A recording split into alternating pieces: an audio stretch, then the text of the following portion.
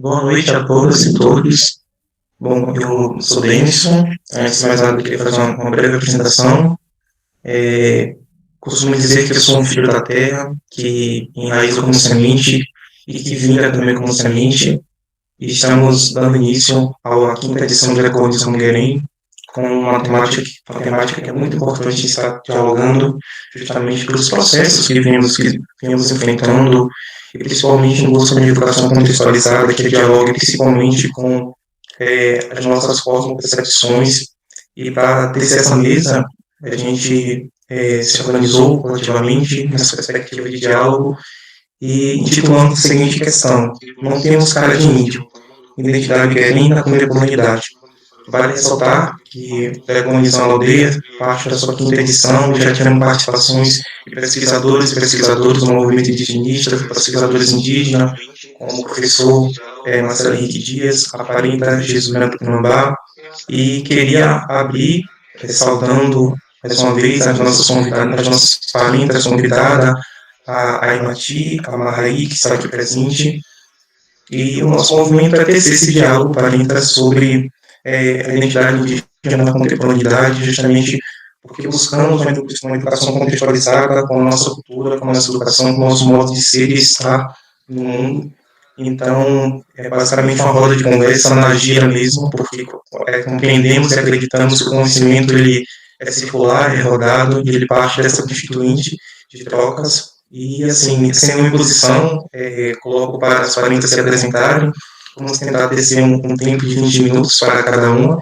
A partir daí, a gente abre para os comentários e dá continuidade. Fique à vontade. Boa noite, né, a todas e a todos. Reni Paré. Eu sou Imati, sou Guerém, né, sou do povo Guerém, da comunidade do Ribeiro Sul, Valença, Bahia. Agradecer, né, primeiramente o convite feito aí, né, pelos parentes e parentas para poder estar aqui nessa prosa, né, tecendo, né, saberes, conhecimentos, né, compartilhando ideias importantes, né, com, não só com vocês que estão aqui nessa mesa, mas também com os nossos convidados e convidadas, né. Eu vou fazer uma breve audiodescrição, assim, né, de mim, para quem não está podendo, né, para quem tem alguma dificuldade, né. Então, eu sou uma mulher indígena de pele escura, estou com o cabelo solto, né, tenho cabelo cacheado, estou usando, né, uma tiara de fibras vegetais, estou utilizando uma blusa branca, né, na parte da frente da blusa tem renda, estou utilizando brincos de pena, né, e colares de miçangas feitos pela nossa parenta, né, Piraúna. E acho que é isso.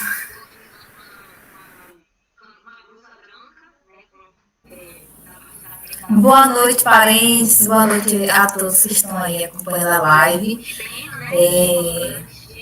Para mim é motivo de muita alegria estar aqui mais uma vez, né, em mais uma edição do Decolonizando o Guerém.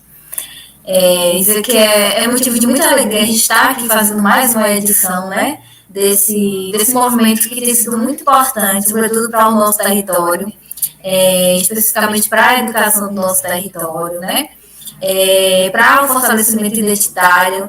E aí, né, gostaria de trazer inicialmente essa minha felicidade em estar aqui neste momento, mais uma vez. Vou fazer também uma breve, né, a descrição de mim. Eu sou uma mulher indígena de pele escura, tenho cabelo curto, cabelo cacheado também.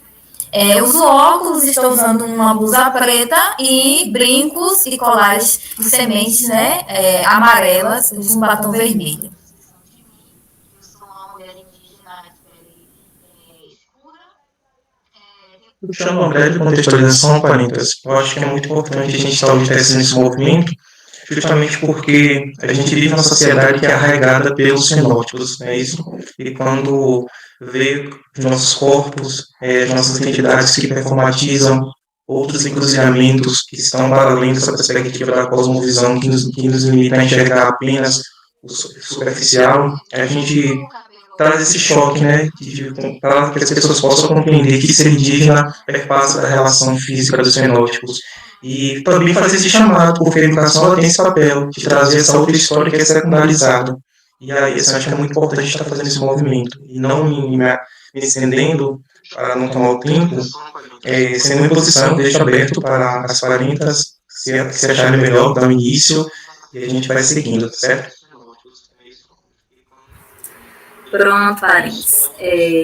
Eu vou compartilhar aqui, né, com vocês. Fiz, né, um slidezinho só para poder ajudar, né, a dinamizar um pouco mais a apresentação, né. A gente sabe que imagem ajuda, né, a compreender mais as coisas. Também é sexta-feira, que tá todo mundo aí cansado, cansadinha da semana corrida, né. Tentar ser o mais breve possível. Eu trouxe aqui, né, nesse primeiro slide, uma imagem que, assim, que é muito simbólica, né? Porque a gente traz aqui uma renovação, né, do nosso povo. Um povo que é muito diverso, né, como vocês podem ver aí na foto, né? A gente traz nessa foto, né, o presente e o futuro, né, do nosso povo guerreiro.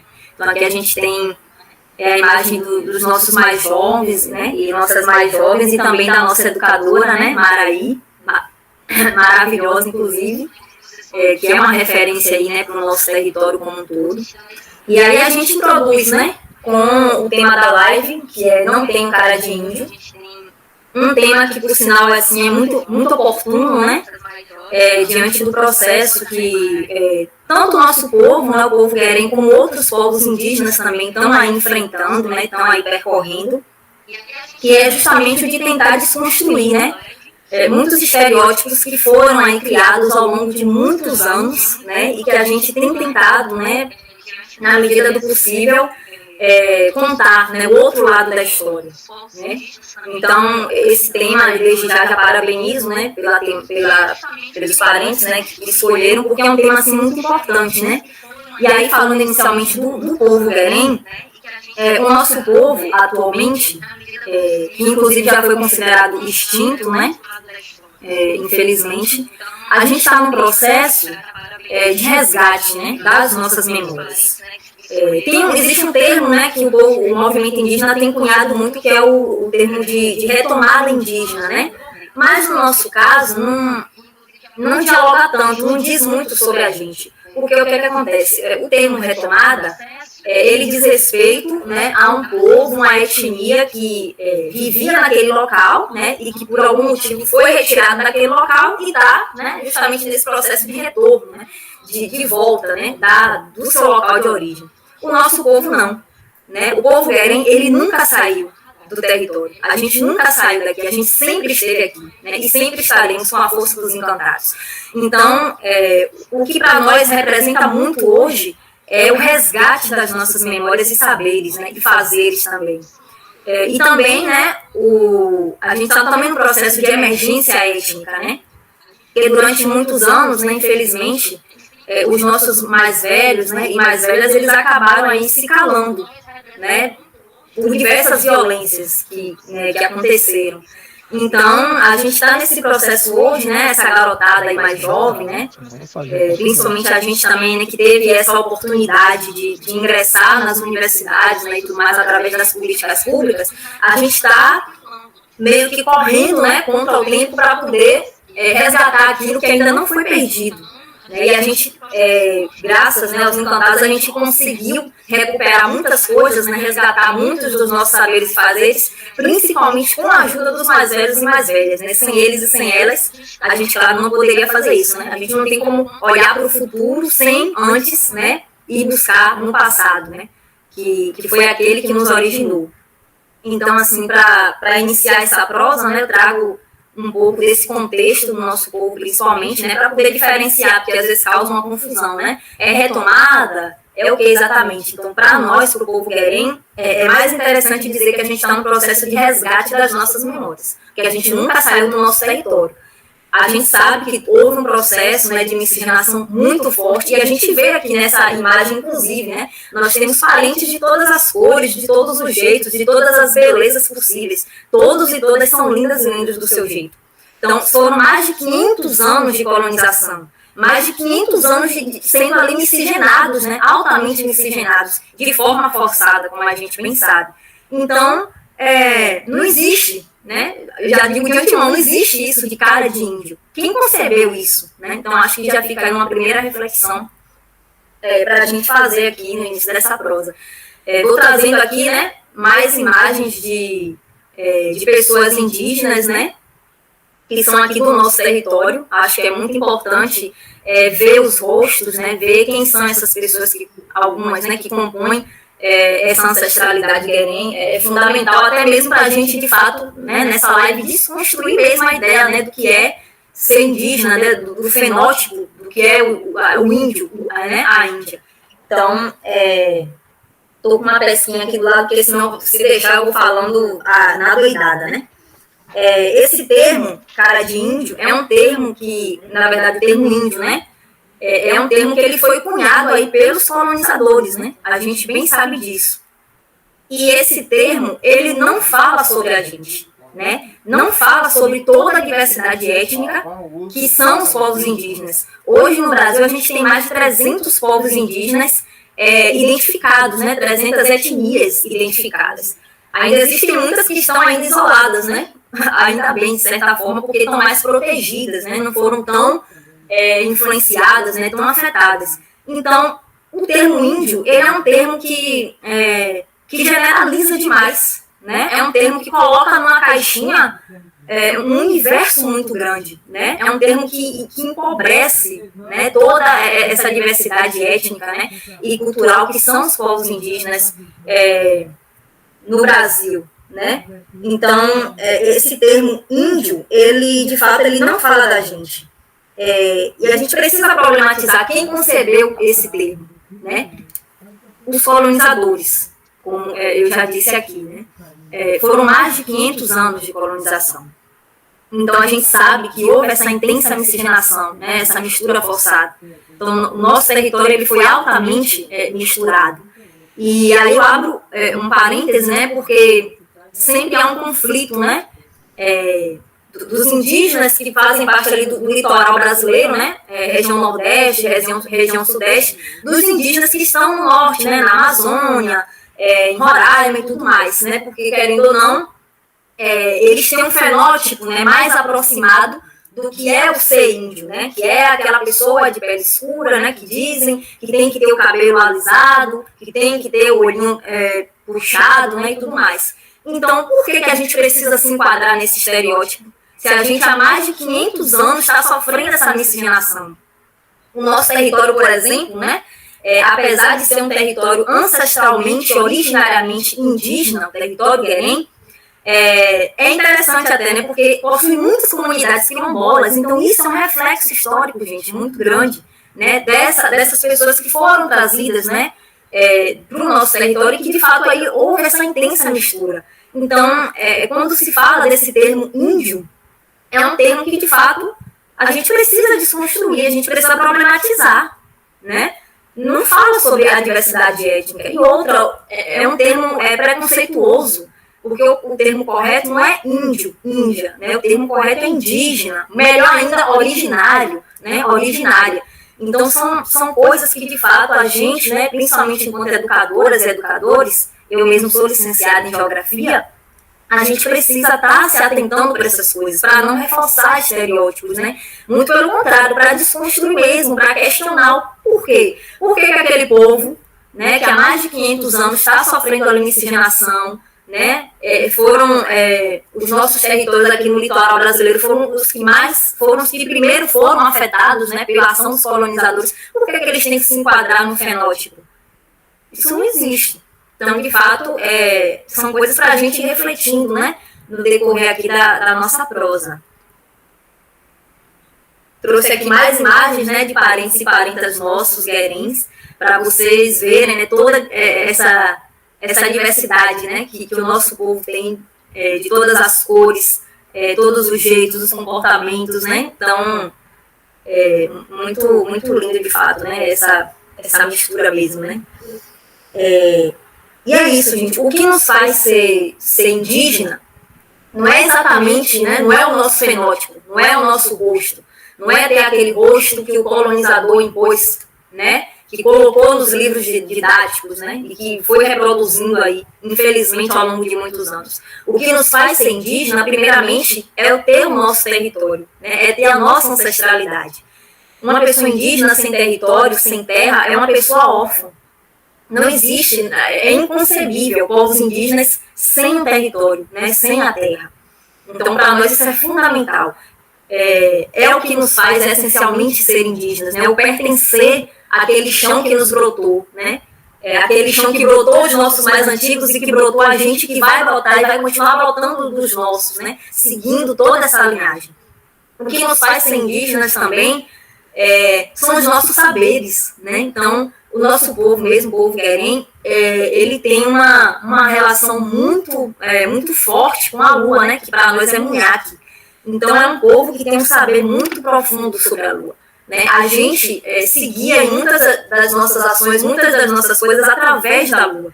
Então, esses saberes não são saberes que apareceram do nada, né? Que está nessa geração, são saberes que foram aí passados, né, dos nossos mais velhos para os nossos pais, nossos tios, até chegar na gente, que a gente espera passar também. Então, isso é ser indígena, é o pertencer, é ter aquele saber ancestral. Nós temos saberes, gente, de pesca, né, de uma agricultura que não fere a terra, né, uma agricultura tradicional, de subsistência, que só tira aquilo que a gente vai precisar.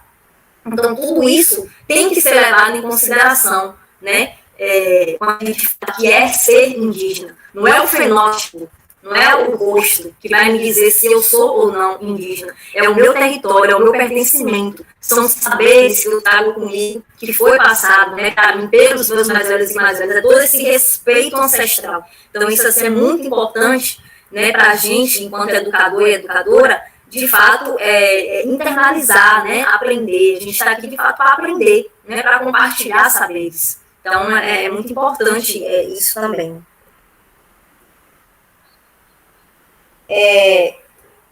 Adentrando, né, assim, um pouco mais sobre a questão do letramento, né, étnico-racial. É um termo também que fala muito sobre resistência, né? Então, quando a gente, né, principalmente os mais novos, né, as mais novas que estamos aí tendo a oportunidade de adentrar nas universidades, né, a gente tem tido esse contato, né, e aí a gente faz esse retorno, né, para o nosso território, para a nossa casa. E o letramento étnico-racial, ele vem muito nesse sentido também, né, de orientar. É um processo que fala muito sobre aprender para respeitar, né. Na verdade, o correto era respeitar, independente de saber ou não, né? Mas a gente precisa aprender, a gente precisa conhecer o diferente, né? Conhecer o outro, conhecer a outra para poder respeitar. Quando a gente entende a causa do outro, né? A causa da outra, a gente se solidariza, né? E aí a gente respeita, e aí a gente problematiza. Quando a gente vê injustiças, né, sociais, mas a gente, opa, não é bem assim, né? Quando a gente vê apenas um lado da história, e ficar preso àquilo é uma coisa, mas quando você, né, educadora, a gente vai buscar, né, o outro lado da história, o lado das pessoas, né, que de fato sempre estiveram ali, a gente vê que não é bem assim, e aí a gente constrói um pensamento crítico. Então o letramento étnico-racial, ele vem muito nesse sentido, né, para poder aproximar das bases que formam esse país, né, das populações tradicionais, comunidades ribeirinhas, povos indígenas, né, de terreiro, das águas, enfim. Então é muito importante fazer esse processo, né, de ir a essas comunidades, de ir a essas bases, para poder aprender. Porque quando a gente aprende, quando a gente conhece, a gente sente empatia e a gente respeita, né? E aí a gente acaba até defendendo também a causa do outro e da outra. Eu trouxe aqui, né, nessa imagem, tem uma historinha em quadrinhos, né, que eu acho que foi muito também difundida em algumas escolas, né, do nosso território, que conta um pouco, né, dessa nossa história, né?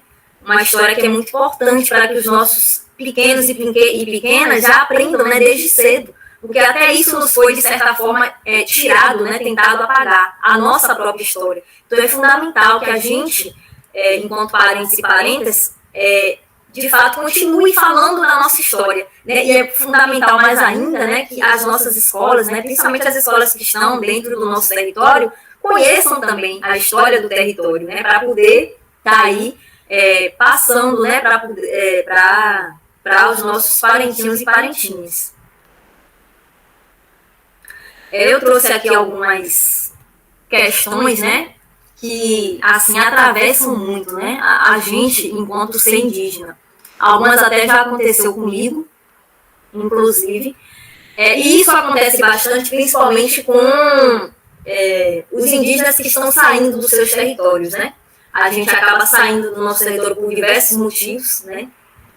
A gente vai principalmente nas universidades e quando a gente chega, a gente tem uma série a gente sofre, né, uma série de questionamentos, de tentativas, né, de apagamento e tudo mais. Então, são algumas questões que eu vou deixar aqui para poder a gente refletir, né?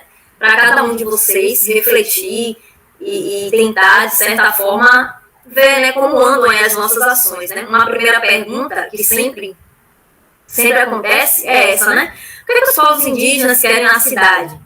Então, se a gente anda na cidade, né, com brinco de pena, com colares, né, seja de miçanga, de sementes, para quem usa, né, tem algumas territórios indígenas que utilizam o cocá, no nosso caso é a tiara, né, de fibras vegetais. Então, tudo isso causa, né, esse estranhamento, né, as pessoas, o que esse povo está fazendo aqui, né?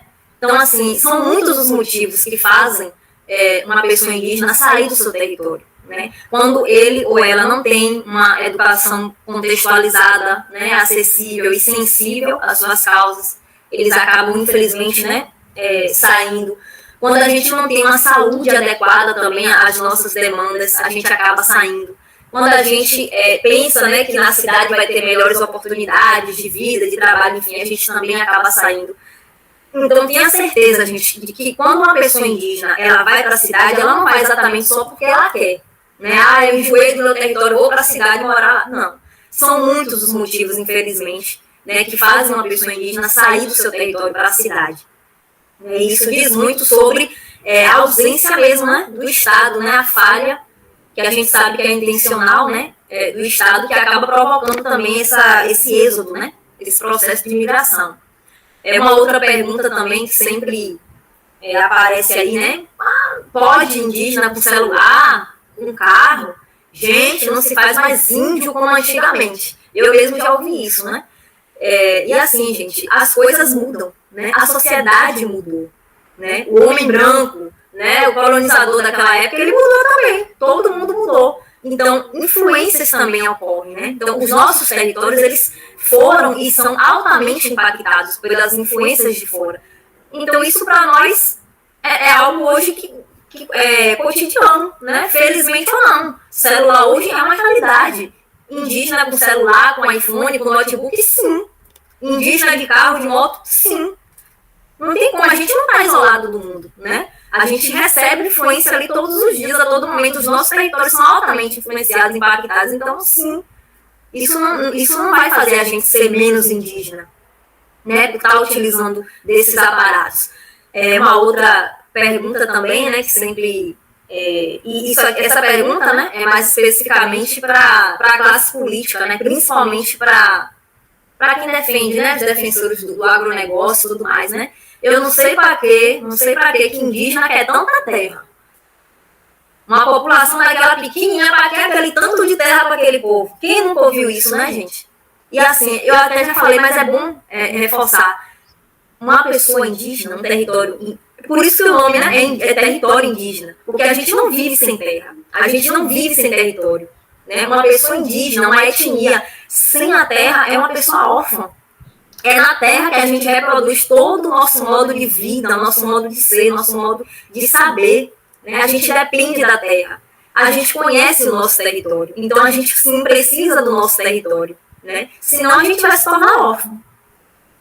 Uma outra pergunta também, né, que às vezes surge também, e essa é a campeã, né? Eu mesmo já passei por isso, acredito que acho que é a principal, na verdade, né, do nosso povo, que a gente passa, né? Você é índio mesmo, você é índia mesmo, mas seu cabelo, não sei, é crespo, encaracolado. Nossa, você tem um olho muito grande. né? Então, é aquilo, né? É o fugir do estereótipo que foi criado. Então é isso, a gente precisa de fato estar a todo momento tendo que se provar ser uma coisa que a gente é, né? Mas que para as pessoas, né, principalmente não indígenas e tudo mais, é algo que está enraizado na mente, né? É complicadíssimo isso, é uma questão muito complexa, porque de fato é algo que está ali há muitos anos, né? Aprendeu-se de um jeito e acaba, infelizmente, às vezes, né, repassando também daquele jeito, né, errôneo, né? Então, são essas algumas questões, né, que eu deixo para poder a gente refletir, né, e iniciar essa prosa de hoje. E dizer que o nosso povo, né, o povo guerém, é um povo das matas, né, um povo, nosso território ele é do bioma Mata Atlântica, né? É um povo que, apesar de todas as tentativas, né, de apagamento, de silenciamento, graças aos nossos mais velhos e mais velhas, a gente resistiu, né? E a gente vai continuar resistindo. Então, povo guerém, por toda essa força, né, que a gente carrega com a gente.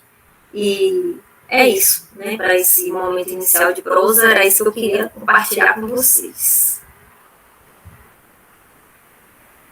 Gratidão, Parenta. Eu acho que são questões riquíssimas que Parenta trouxe para diálogo. Eu estou aqui, como diz ditado, olho no peixe, olho no gato, estou acompanhando o chat e assim está bombando. A galera está fazendo contribuições. Prof. Ailma, ela está dizendo que o material é riquíssimo sobre a memória guerém, que a escola já teve acesso ao material. Parente Ibipotirá também está dando boa noite, desejando dando saudações e demais parentes também. E eu passo para a Parenta dar continuidade no diálogo e em seguida a gente faz o movimento de trazer as considerações das pessoas que estão nos acompanhando no chat, trazendo as considerações e vamos dando continuidade no diálogo. Gratidão, parente Demerson. Eu também preparei uns slides bem curtinhos para ajudar a direcionar aqui, né, a conversa. Vou colocar aqui.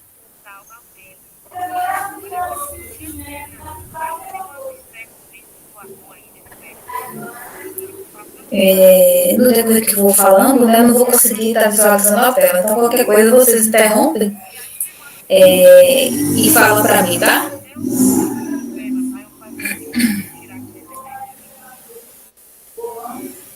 Bem, gente, vamos lá. A gente está aqui hoje, né, falando para educadores do nosso território, visto que essa live, né, esse diálogo foi destinado principalmente para esses educadores que fazem a educação no nosso território guerém.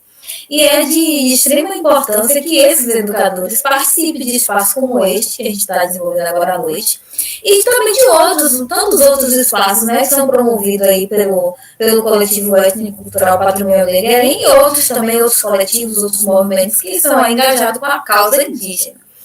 E aí, né, eu preparei um slide aqui com o título Letramento Étnico-Racial, qual o nosso papel enquanto educadores, né? E aí eu agradeço a Parenta Imagi pela bela estimação que ela já fez aí, né, acerca desse letramento étnico-racial, a necessidade que a gente tem, né, desse letramento na sociedade atual, e também a importância que a educação, né, sobretudo a educação no nosso território, tem para que haja esse letramento, né, para que haja essa desconstrução de uma visão estereotipada e errônea que se criou, né, ao longo da história do nosso país acerca dos nossos povos originários. E aí eu já inicio a minha apresentação, que também será breve, né, com algumas perguntinhas que me apareceram, né, na minha prática docente em sala de aula, né, com os meus alunos. Acho que todo mundo sabe, né, que eu também sou educadora. No momento estou contribuindo com a educação do município de Amargosa, né? E assim, são questionamentos que apareceram para mim semana passada, enquanto eu trabalhava com o tema, né, dos povos originários na escola. E apareceram já para mim alguns outros momentos também, mas esses, né, me tocaram. E eu escolhi trazer eles para a gente estar conversando um pouquinho hoje, né, tá ajudando a gente nesse diálogo. Eu acredito que, como estamos falando aqui com educadores, né, esses questionamentos também devem aparecer para alguns de vocês, né, vocês já devem ter ouvido questionamentos parecidos quando vamos trabalhar sobre os povos originários na escola, né. E aí eu vou ler para vocês. Pro, vocês moram em uma oca? Pro, vocês comem o quê? Pro, isso é de Deus? Pro, isso é macumba? E aí eu trago, né, que esses questionamentos, eles me fizeram pensar. E nós que somos educadores, é esse exercício que a gente faz, né, diariamente. A gente vai para a sala de aula todos os dias com o nosso planejamento, a gente aplica o conteúdo, né, desenvolve ali nossa aula, mas na maioria das vezes a gente volta para casa com alguns questionamentos, porque os nossos estudantes, eles instigam, eles testam a gente o tempo inteiro, eles aprendem e também nos ensinam muito o tempo inteiro. E nós, enquanto professores, temos esse papel de também, né, nos questionarmos sobre a nossa prática cotidiana, né? E aí, quando, né, eu surgiram para mim essas questões, essas perguntas, que não é nenhuma novidade, né, considerando o processo histórico que a nossa sociedade vivenciou e vivenciando ao longo da história, né? As informações como elas são passadas sobre os povos originários. E as desinformações também, né? E aí eu compreendi esses questionamentos como pontos positivos, né? Que foram questionamentos possíveis porque houve ali um momento oportuno. As crianças, elas puderam trazer essas perguntas, né? Esses questionamentos que provavelmente não, que é a visão que elas têm sobre os povos originários, né? Sobre os povos indígenas, e que provavelmente é a visão também das famílias delas, né? Da comunidade, né? E quando a gente para observar, é a visão que a maioria das pessoas da nossa sociedade tem sobre os povos originários. E é extremamente importante a gente entender que houve a possibilidade, né, desses questionamentos, delas colocarem o que é que elas compreendem, né, para que a partir daí haja, né, as intervenções necessárias, porque houve um espaço. E como que é importante que haja esse espaço? E aí eu trago uma pergunta. Existe problema nos questionamentos das crianças? Será que existe? O que é que vocês acham? Podem ir trazendo aí no chat, né, que o parente Demerson vai estar pegando. Olha, gente, como eu disse, eu encarei esses questionamentos como algo positivo, considerando que era um momento oportuno e que era um lugar adequado para que esses questionamentos pudessem ser colocados. Sabe por quê? Porque a escola é esse lugar de ensino e de aprendizagem. E que nós, enquanto educadores, estamos ali para levar o conhecimento como ele deve ser levado. Levar a informação exatamente como ela é e como do modo exato, né? E a gente precisa estar preparado para isso. O que é que nos cabe? Cabe a intervenção. Porque aí seria um problema se não tivesse ali um professor com as instruções necessárias. Se o professor não fizesse a intervenção necessária para que aquele estudante que tem essa visão, que é aquela visão estereotipada, a visão que as mídias, né, ainda apresentam dos povos originários, a visão que os livros didáticos, né, que a gente tanto debate, mostram dos povos originários, não é isso? Então, assim, não é nenhum problema na criança, né, ter essa visão, é o que ela aprendeu ao longo da vida dela.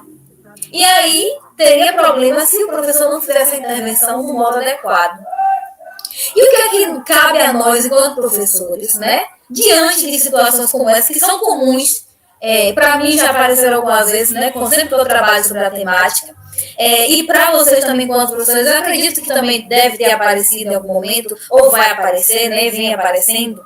Cabe a gente ter posicionamento interventivo, porque é isso que a gente faz, né? Nós, enquanto educadores da sala de aula, a gente intervém para que o nosso estudante ele chegue o quê? A ter o conhecimento adequado. Nesse caso, o conhecimento correto sobre a história, sobre a memória, sobre a cultura, né? Desses povos originários.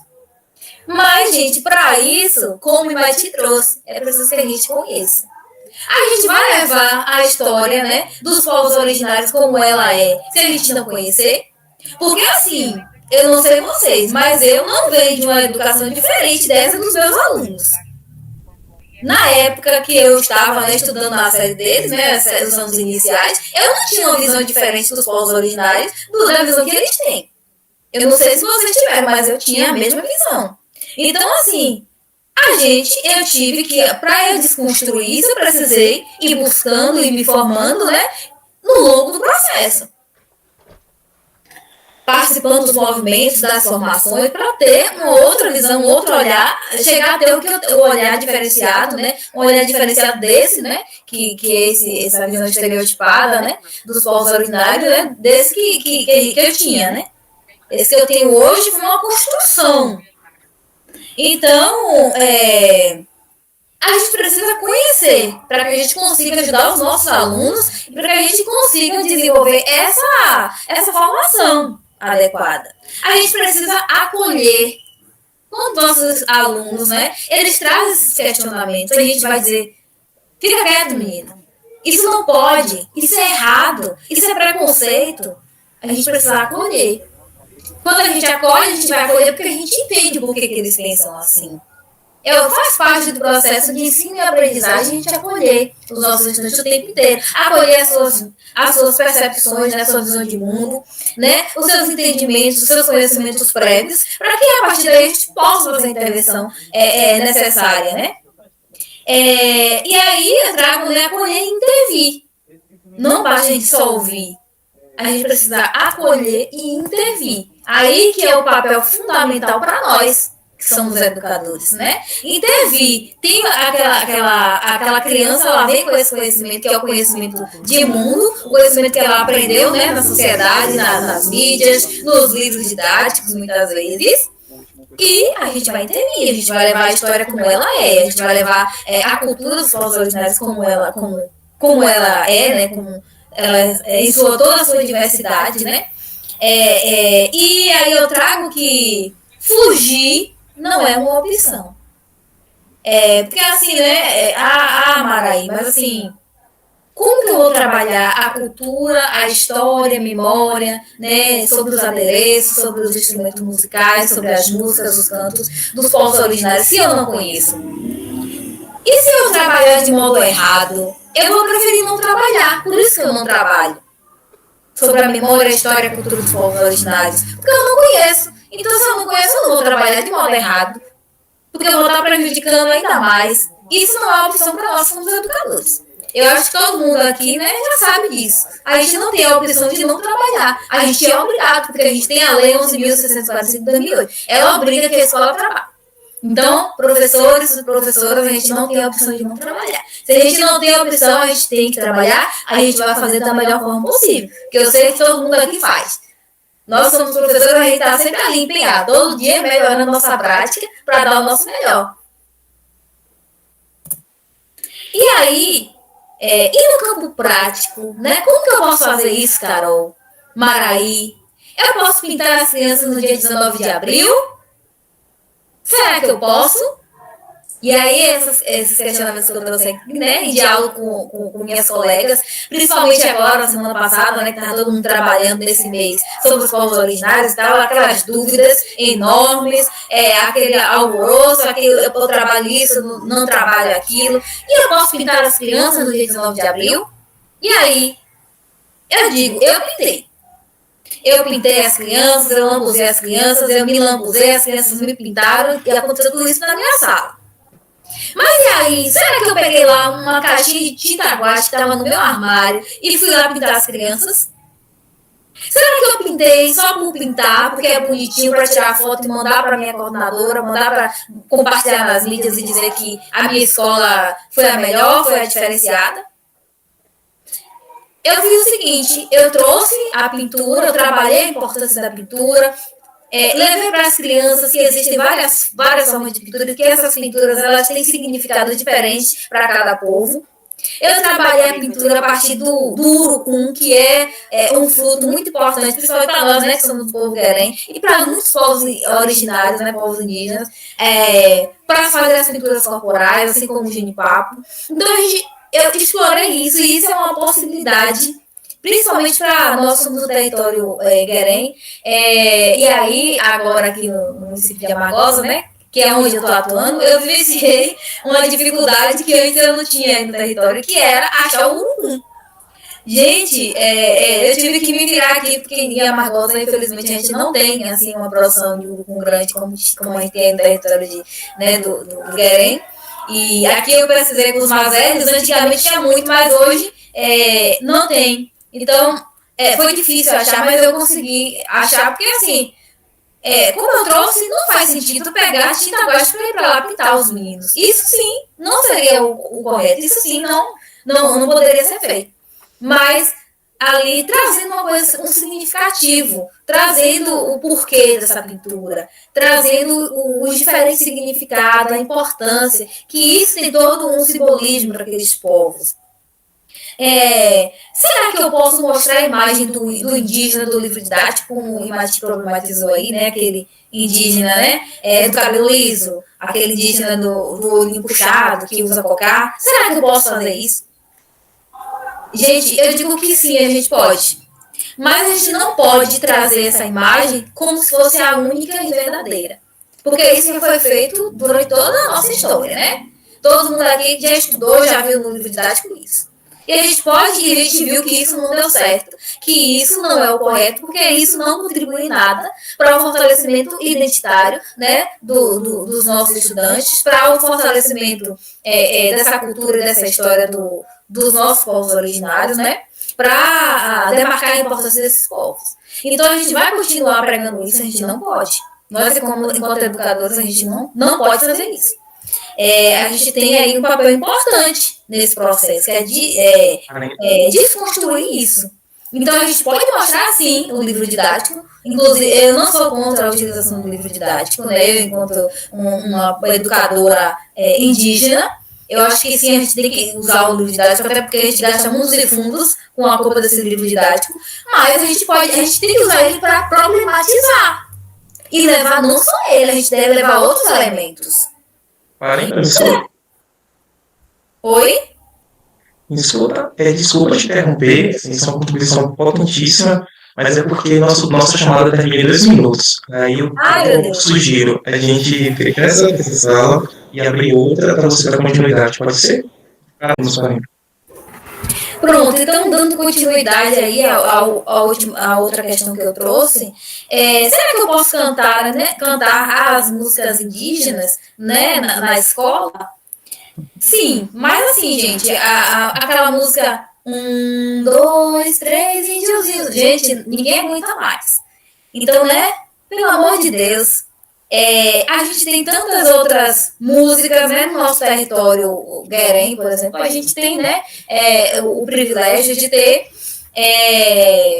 um coletivo, né, vários sujeitos aí empenhados na produção de alguns materiais, né, de vídeo, de documentários, várias lives, que a gente pode se aproveitar disso para estar trabalhando, levando material rico e contextualizado que, de fato, vai contribuir para essa formação, esse letramento, nesse processo de letramento né, que a gente vem falando, de modo significativo, de modo contextualizado, de modo que dialoga ali com a realidade dos nossos sujeitos, dos nossos professores, dos nossos estudantes, de toda a comunidade.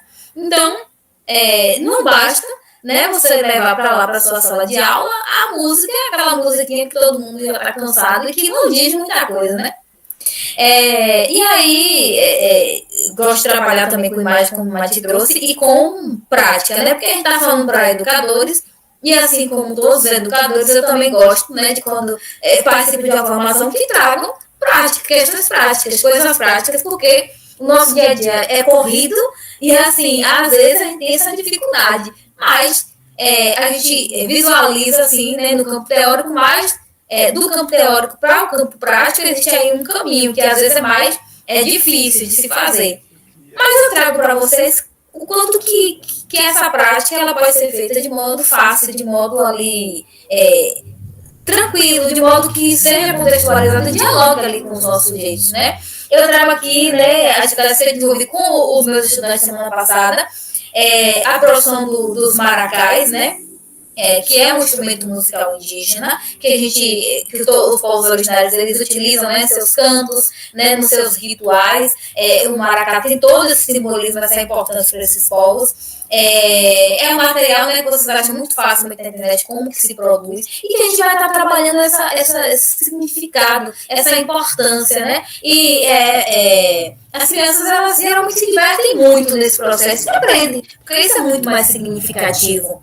E aí eu trago do outro lado, né, duas imagens, né, do processo que eu falei para vocês da pintura, né, onde eu estou pintando um estudante com o urucum, do outro lado um estudante está me pintando aí com o urucum. E eu gosto de compartilhar essas experiências, porque elas ajudam a gente a ter outras ideias, né, mostram ali que do teórico para a prática é possível, né, e aí essa experiência que eu tive aqui em um outro território, né, com a utilização do urucum, eu percebi a diferença, né, de quando eu estava trabalhando no território guerém. Porque aqui os meninos, eles não conheciam, a maioria deles não conhecia o urucum. E aí quando eu falei, né, a palavra urucum, eles perguntaram: o que, pró? O que é isso? É de comer? Isso come? Então eu fiquei instigada a levar o urucum para eles, ainda mais, né? Para mostrar. Então eles apreciaram, eles olharam, eles pegaram, sentiram, eles cheiraram, né, eles quiseram cheirar o urucum, ver como era que tirava a tinta, pode comer, como é que a gente come, né? Então, por meio do vídeo, né, produzido aí pelos parentes, né, sobre o urucum, eu levei para eles e mostrei, né, como que a gente produz o corante. O corante todo mundo come, todo mundo utiliza na culinária, né, nas comidas. Mas de onde que ele vem, né? Qual é a origem do urucum? E aí, tudo isso foi de modo bem tranquilo para ser trabalhado com o estudante, significativo, né? E faz parte desse processo de letramento. E aí, dando continuidade, eu trago que, assim, essas ações, elas são importantíssimas, porque nós somos frutos de um processo histórico tão perverso, né, que faz com que a gente desconheça a nossa história. E se a gente não sabe a nossa história, fica muito difícil se afirmar, né? Então é preciso conhecer, é preciso que esses estudantes eles conheçam. E para isso eu destaquei alguns passos importantes. Olhar para a nossa história, a história das nossas famílias, né, das famílias. E aí, Mati até já trouxe isso como um ponto importante para a gente se reconhecer, né? Esse indígena, né? E aí, quando a gente trabalha isso com as nossas crianças, elas voltam para o passado, elas olham para o passado, para o passado da avó, da bisavó, do bisavô, né? Dessas famílias delas, e visualizam como que isso se relaciona, né, com essas histórias que a gente está trazendo. E aí é muito comum quando a gente faz isso, aparecer as seguintes frases: minha avó era índia, minha bisa era índia. Mas e você? Você não é? Se sua avó era, se seu avô, sua bisa era indígena, por que você não é? Você não é da mesma família? Não é do mesmo sangue? Você deixou de ser? Em qual momento você deixou de ser? Será que porque você tem outras características físicas? Né? São questionamentos que a gente deve fazer, né, para instigar essa percepção mais crítica dos nossos estudantes, que é necessário a gente fazer, né? Tem que ser feito. E aí eu trago, né, uma frase: agora todo mundo é indígena. Não é agora, né? Sempre foi. O que está acontecendo agora é um processo de auto-reconhecimento, né, de autoafirmação, né, enquanto indígena, né, a partir desse conhecimento que a gente tem tido. E eu destaco a importância, né, e o papel da educação nesse processo. E na prática, Mara, mas na prática não é tão simples. E eu digo que não será, enquanto a gente ficar ensinando, né, aos nossos alunos que indígena é aquele do livro didático. Né? Porque esse indígena aí do livro didático a gente não vai achar no nosso meio, a gente não vai achar ele não, no nosso território guerém.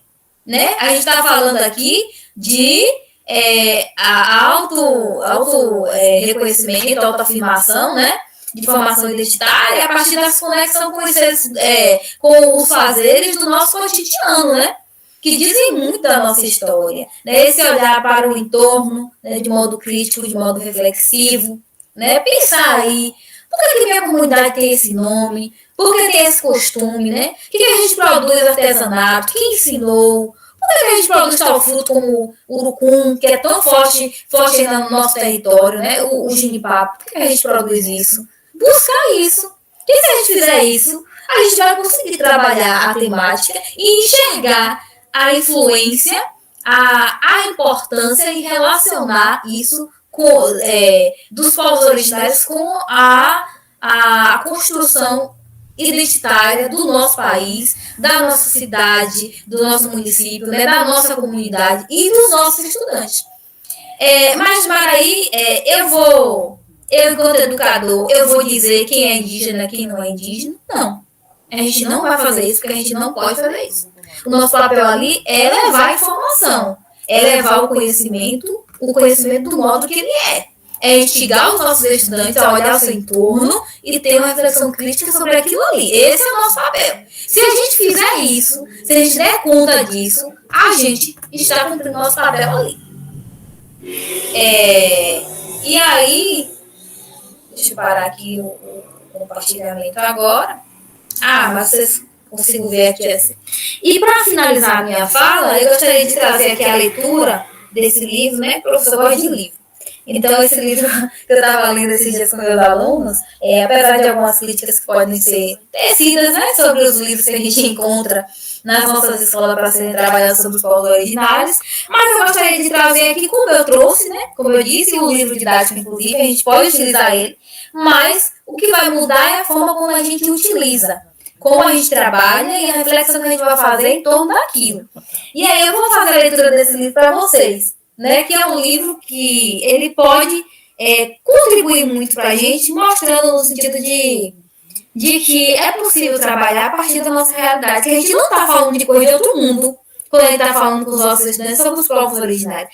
A gente está falando de coisa que é parte do nosso cotidiano, né, que são questões que a gente vivencia, que eles vivenciam, e que a gente precisa só fazer o link, a gente precisa relacionar isso, ajudar os nossos estudantes nisso. É um processo que parece complexo, mas que também pode sonar simples, a depender de como a gente visualiza isso. O título do livro é O Tupi que Você Fala. Eu acredito que alguns de vocês devem conhecer, né, porque é um livro que está disponível aí nas escolas. Eu vou ler ele para vocês.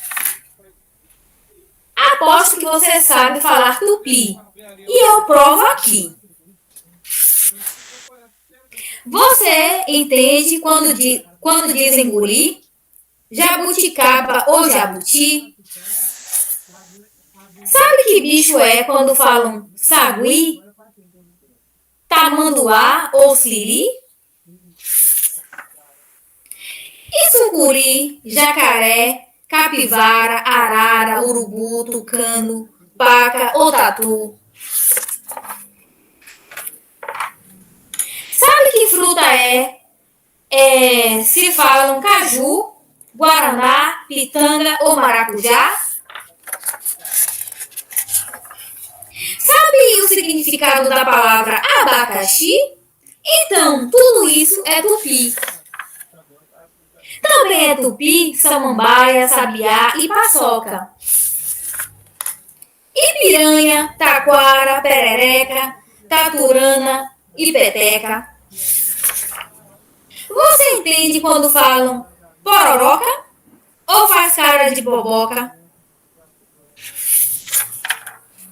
Se falam saci, você sente um arrepio e escuta um assobio?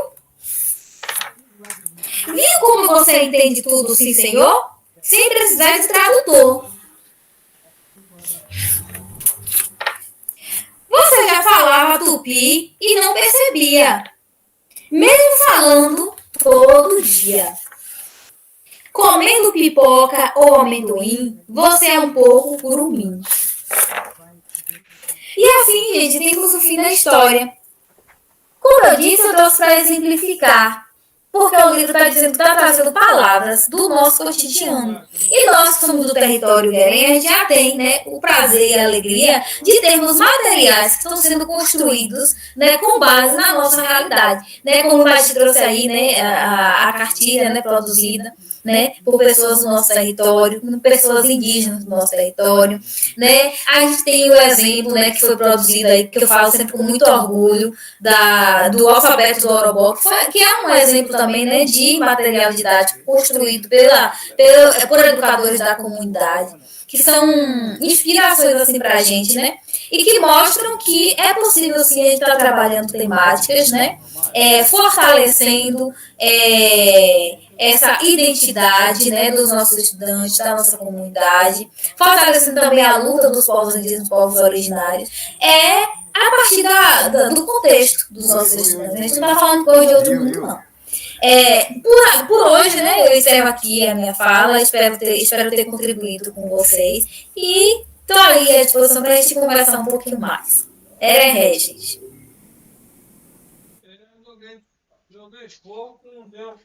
Gratidão, Parento Maria, foram contribuições maravilhosas e riquíssimas, que eu até me perdi com relação ao tempo, acredita? Eu vou abrir o chat aqui, gente, para a gente fazer esse movimento de acompanhar o que as parentadas estão tecendo, e aí eu começo com o parente de Juriti, ele sauda a todas e todos que estão aqui presentes, o parente Bopipe Potirá também, ele ratifica a última aula, o professor Ramon, ele também salienta no seu discurso, fala necessária, rica e potente, parabenizando as parentas que estão tecendo esse diálogo. Celidava também faz o mesmo movimento, diz que fala potente, ótima aula. O parente Ibipotirá também traz outra questão sobre a aplicabilidade da lei 11.645, onde ele ratifica que é urgente fazer esse movimento, e em seguida também tece que mais, abre aspas, mas de fato nossos professores precisam de valorização e informação para melhorar a nossa prática docente, com certeza, parente, este movimento é esse mesmo. A professora Nívia, ela também traz tece comentários, onde ela diz, importante reflexão, Carol, necessária cada vez mais difundir essa formação com a educação básica. Em seguida, também ela acrescenta, importante e necessária a sugestão da prática pedagógica que Carol destaca. E assim, são mais e mais comentários. Mais uma vez, o professor Ramon, ele coloca a contribuiu muito para a professora Carol Menezes. Parabéns pela sua fala, maravilhosa. E eu queria fazer uma breve contextualização do que foi trabalhado pelas parentas, e aí eu começo a tecer esse diálogo a partir do que a parenta Imati trouxe. A parenta Imati, inicialmente, ela traz uma questão que é muito importante a gente pensar, e qual é a nossa história, né, e como a nossa história está sendo contada. Então, quando a gente faz esse movimento de retomar as nossas histórias, a gente traz a questão, né, que coloca em prática aquela história que a gente está fazendo um movimento de contar nossas histórias e não deixar que ela seja contada pelas outras vozes. E quando a nossa história é contada pelos outros, a gente corre naquele risco de nossa história ser contada de forma errada, defasada. E aí a gente entra muito na questão sobre essa questão de retomada da nossa história, porque dialoga diretamente com o pacto da branquitude, o pacto narcísico. Esse movimento é construído para que os nossos corpos, nossas subjetividades sejam colocados na perspectiva de inferioridade. E assim a nossa história sendo negada. Sem história não se constrói identidade, sem história não se constrói diversidade. Aí quando eu coloco diversidade, eu abro uma barrinha, porque diversidade ela tem que vir sempre acompanhada de diferença, porque os nossos corpos demarcam isso, demarcam a diferença.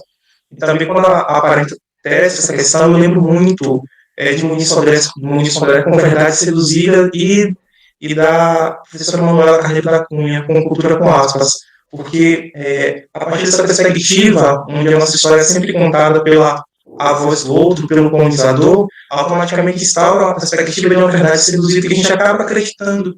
E vai acreditar para com que os nossos corpos, as nossas histórias, as nossas identidades sejam silenciadas. E esse silenciamento é muito perigoso, porque a escola ela vem ratificando esse projeto colonial. A escola, o modelo que ela está estruturada, ela vem nessa perspectiva de construir, de perpassar uma verdade seduzida, onde as nossas identidades são colocadas no processo de homogeneização.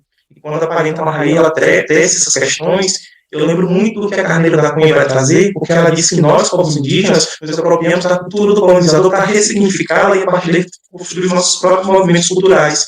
E é isso que vimos fazendo, o movimento de retomada, o movimento de resgate, como a Parenta colocou, é isso, a gente se apropria e ressignifica a partir da nossa cosmopercepção, a partir dos saberes ancestrais que são pautadas dentro da narrativa da memória coletiva dos nossos mais velhos e mais velhos.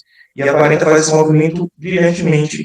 E eu queria só ratificar essa questão, né, de como é importante a gente se pensar sobre as nossas histórias e colocar as nossas histórias, os nossos corpos no lugar de protagonismo, porque produzimos ciências, porque produzimos epistemologias, porque somos corpos ancestrais que perpassamos essa legitimação do colonizador, onde nos coloca como corpos animalizados que deve ser colocado à margem. E aí eu ratifico mais uma vez que a margem é o lugar da produção do conhecimento científico, a margem é o lugar que os nossos corpos demarcam a diferença e traz a perspectiva de se pensar com e para os nossos povos. E complementando, eu também fiz algumas anotações da Parenta Marraí, e aí ela traz uma questão muito importante sobre o nosso processo enquanto educadoras e educadores. E ela coloca qual é o nosso papel enquanto educadoras e educadores. E aí eu fiquei refletindo, e eu lembrei de uma frasezinha que eu gosto muito, que está no texto de Walter Mignolo, Desobediência Epistêmica. Ele fala o seguinte, que a gente precisa aprender a desaprender. E eu automaticamente me vem o que um texto do professor fala, que a gente precisa rachar e despencar.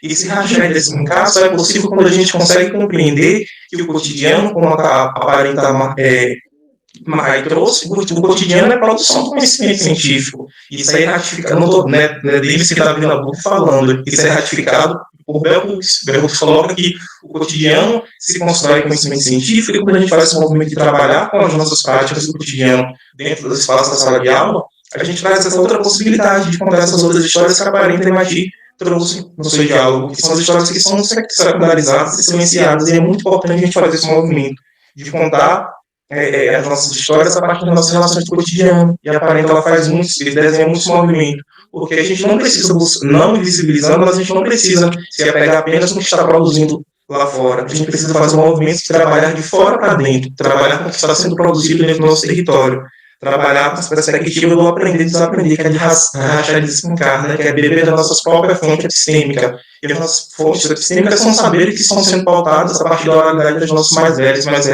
São saberes que são localizados a partir das práticas biculturais e que perpassam o nosso cotidiano. E, mais uma vez, a Parenta Marraí faz esse movimento brilhantemente de trazer essa perspectiva, de se trabalhar com o cotidiano, porque o cotidiano é uma prática contextualizada nas nossas histórias, nas nossas identidades, que, mais uma vez, é marcada pela diferença. Eu queria dar mais uma olhadinha aqui no chat, gente, porque se tem mais algumas contribuições.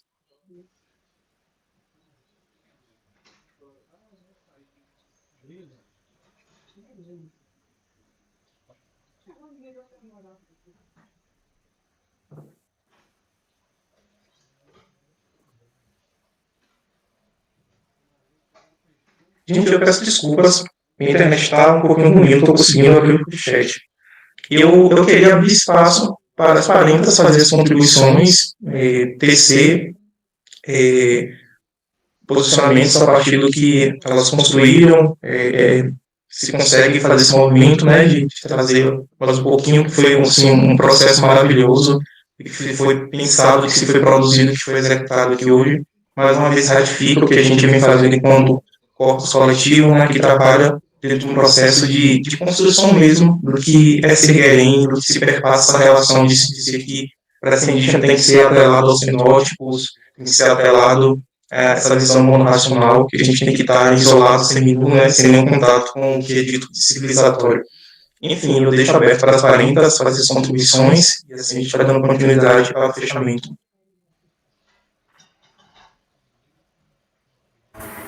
Eu queria só, assim, trazer um parêntese, né, sobre a Lei 11.645, né, de 2008, que foi trazida, né, pelos parentes, tanto no chat, né, que eu estava olhando aqui, foi citada, da live, quanto também na apresentação da Parenta Marraí, né, e reforçar que realmente é uma lei, assim, pioneira, né, que já é um passo, né, já é alguma coisa. Mas também falar um pouco, assim, dos desafios dessa lei, né. Essa lei, ela torna obrigatório, né, o ensino da história, né, da cultura afro-brasileira, né, e indígena nas escolas brasileiras, né, independente se é escola particular, pública, né, tanto no ensino básico como também no ensino médio. É uma lei importante, só que é uma lei de 2008, né? Então, assim, é uma lei também que, além de estar já um pouquinho, né, defasada, ela precisa de atualização, ela acaba chegando, assim, ao meu ver, na ponta final do processo, sabe? Porque é uma lei que meio que, tipo assim, joga a responsabilidade pro professor, né, pra professora. Tipo assim, a gente criou essa lei, então agora torna obrigatório, você, professor, professora, se vire para poder ensinar isso aí na sala de aula. E sendo que muitos dos educadores e educadoras nunca nem tiveram contato, né, não viu isso nas suas licenciaturas, né, nem nos seus processos de formação continuada, nem nada disso. Então, é uma lei que precisa, assim, muito, claro, ser defendida, mas também defender a atualização dela urgente, né? E uma lei que não fale só do processo final da sala de aula, de mandar o professor se virar e ensinar, mas também uma lei que oriente, né? Que torne obrigatório também o ensino, né, das culturas afro-brasileiras e indígenas nas licenciaturas também. Eu digo a vocês, na minha licenciatura de historiografia, eu não vi isso no componente curricular obrigatório. Eu não vi. Eu tive que procurar por fora, né? Como disciplina optativa. Então, assim, é uma lacuna, é algo assim, extremamente problemático mesmo, né? Para as licenciaturas do Brasil como um todo. Então, é muito importante, né, que a gente defenda a lei, né, e que a gente defenda essa atualização dela e que ela seja durante todo o processo educacional, né, desde a formação do professor, da professora, né, até, sim, chegar na sala de aula e tudo mais, porque o que é que acontece? Quando essa lei, né, acaba jogando no colo, né, do educador e da educadora, pode ocorrer justamente o processo inverso, né? Porque o professor, coitado, às vezes na boa vontade, vai tentar ali ensinar, vai tentar procurar e vai achar na internet aquilo que já está ali mais exposto, né? Vai achar de forma errada e vai acabar, né, por vezes até reproduzindo estereótipo, né? Porque ele ou ela não conhece, não viu aquilo, não foi sensibilizado, né, a ver aquilo, a aprender e tudo mais.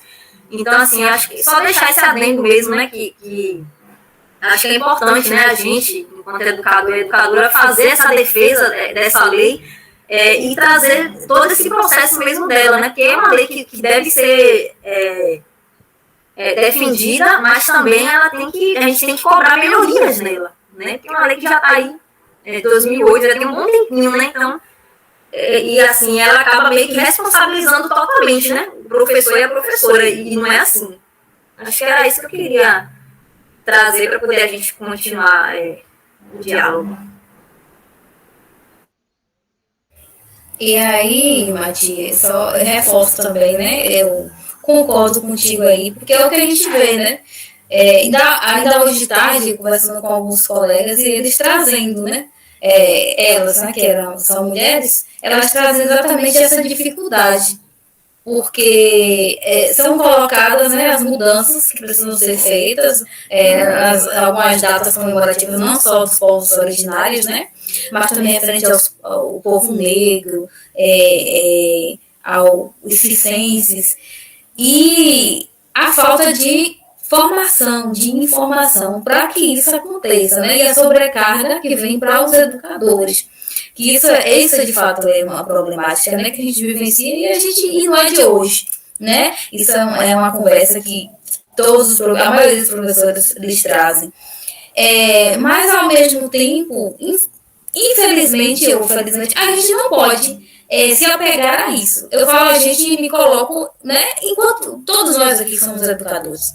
A gente não pode se apegar a isso porque a gente entende que a gente tem a responsabilidade com os nossos educandos, né? Apesar de ter todo esse processo que são falhas gigantes, né, na nossa formação, também nas leis e etc. Mas a gente tem a responsabilidade com os nossos estudantes. E a gente precisa se formar. Se a gente não se forma, a gente não consegue, de fato, explanar, né, as informações como elas precisam chegar para os nossos estudantes. E algumas vias né, de escape são as formações. Eu também, assim como você, né, na graduação, não tive essa formação, essa preparação adequada. Né, era ofertado mais uma como optativa, né, no curso. E o que eu vim aprendendo foi no decorrer do processo, né, na participação em outros movimentos, em outros coletivos, grupos, para poder dar informações, né, cursos, para poder estar aprendendo mais, porque a gente percebe a necessidade, né, nós enquanto educadores. E aí a gente também, nós somos professores, a gente também tem que olhar para isso, olhar para a gente, né, como que a gente tem feito esse movimento. Porque eu acredito que aqui hoje a gente não tem metade dos educadores do nosso território. E aí a gente faz essa avaliação não só na formação de hoje, a gente faz a avaliação também em relação a outras formações que a gente desenvolve, né? E que a gente tem assim, a participação pequena dos educadores. A gente não pode dizer que a gente não tem essas formações, porque vem acontecendo no nosso território.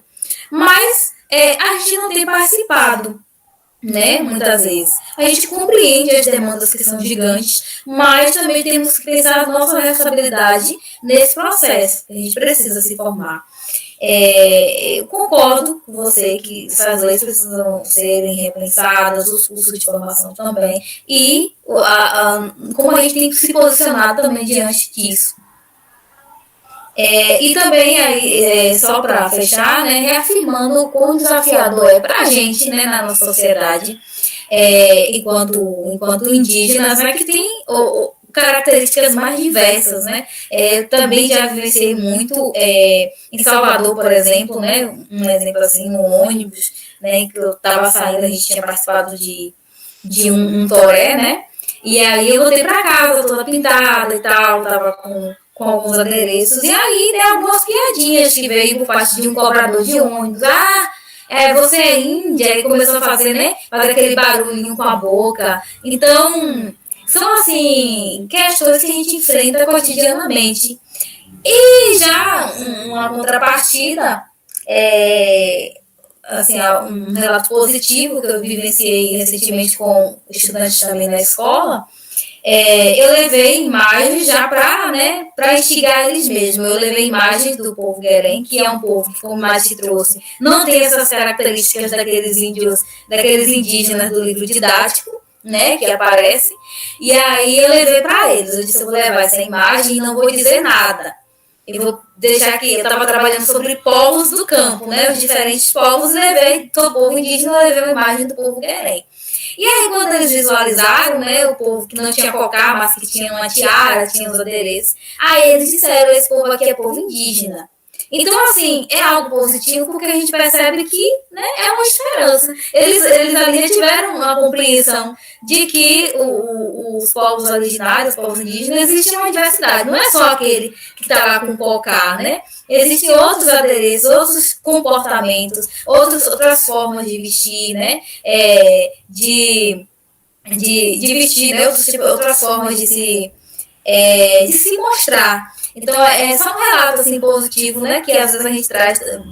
A gente enfrenta, na verdade, tantas dificuldades, mas sim existem esses pontos positivos e que acaba incentivando a gente, né, nessa luta que é diária, que nos dá força mesmo para a gente prosseguir. No mais, é isso, gente. Se tiver mais alguma contribuição aí no chat, né, alguma pergunta, a gente responde, se não, por mim tá tranquilo. Parenta, agradeço. E assim, é muito isso mesmo. Nós, enquanto corpos originários, a gente se finca nesse chão fecundo, né, com sementes ancestrais e enraizamos nessa perspectiva de enraizar. Construímos caminhos que são caminhos tecidos pela ancestralidade, pela força de todas e todos que caminham dentro da perspectiva da dialética ancestral. Eu consegui abrir o chat aqui mais uma vez e tem uns comentários do parente Ibipotiá, e ele faz a seguinte reflexão. Nossos professores são verdadeiros guerreiros. Ser educador no Brasil é enfrentar diariamente uma realidade dura, marcada pela falta de condições, desvalorização e sobrecarga. É justamente isso mesmo que, enquanto professoras e professores, estamos enfrentando. E assim, aí eu abro, a gente faz um movimento, né, de trazer as considerações finais, mais uma vez agradecer as parentes que disponibilizaram um pouquinho do seu tempo para estar aqui com a gente hoje, numa sexta-feira. Sei que não é fácil, está todo mundo cansado, querendo descansar. E, mais uma vez, agradecer o espaço. Acho que foi um movimento muito bonito, de muito aprendizado, onde a gente se rachou, se despencou, onde a gente fez um movimento de beber da nossa própria fonte epistêmica, beber dos nossos conhecimentos ancestrais. E deixo para vocês fazerem terceiros comentários, as considerações finais, e mais uma vez ratifico e agradeço pelo movimento de estarmos aqui hoje.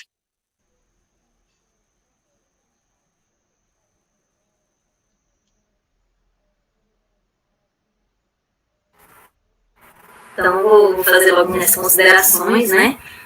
Primeiramente, agradecer novamente, né, o convite e assim, a responsabilidade, né, que foi grande para falar sobre esse tema, né, que é bastante complexo, que é um tema, assim, que traz muitas outras temáticas, né, assim, importantes e muito atuais, né, que a gente vem enfrentando, né, dialogando.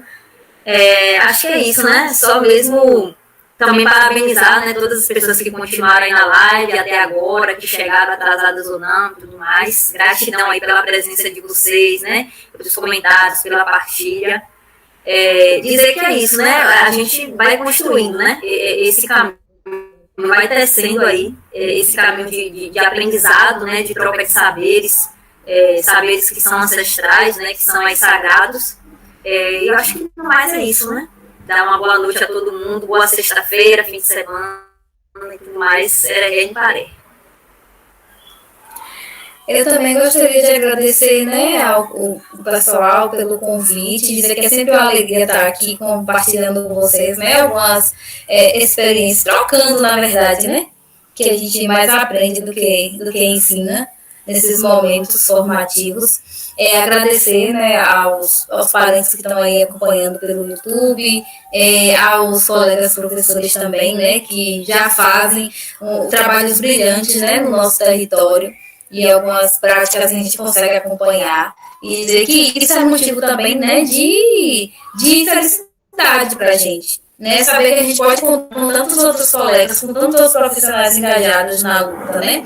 Dizer que a gente também está em processo de aprendizagem, né, a todo tempo, e que é sempre uma alegria estar aqui para contribuir, fazer esses momentos de trocas. E é isso, gente. Desejar uma ótima noite, um ótimo fim de semana a todos. E é isso. Era gente. Gratidão, Kalinda. Antes de nós encerrarmos, eu queria deixar o convite para todas e todos que estão nos acompanhando pelo YouTube e dizer que essa atividade da Colonizando a Aldeia não se finda por aqui. Estamos no movimento de, mais intensamente, no mês de abril, justamente para trazer mais essa visibilidade e potencialidade para as questões indígenas e ratificar que dia 30 a gente tem outro movimento que será decidido presencialmente no Colégio Estadual do Campo Hermínio Manuel de Jesus, dentro do nosso território, na comunidade do Bonfim, e contamos com a presença de todos e todas e todos que puderem estar presente com a gente. E é isso, mais uma vez eu agradeço, caminhos abertos, caminhos ancestrais para todas e todos, e parabenizo. E aqui encerramos mais essa edição, e dizer que também vamos dar continuidade na segunda live da Colonizando a Aldeia. A gente vai trazer as parentas e os parentes que fazem esse movimento, que fizeram esse movimento, né, de trazer os projetos para dialogar com essa educação contextualizada, para dialogar com essa educação diferenciada, dialogar com a diferença que são os nossos corpos, que são as nossas identidades, a nossa memória. E por hoje findamos por aqui, e dizer que, assim, findar não é uma questão de encerramento, mas dizer que a gente está no movimento de fazer o nosso ciclo, né? Então, a gente inicia, sabe que o nosso caminho é início, meio e começo, e é isso. Gratidão mais uma vez, e encerramos por aqui.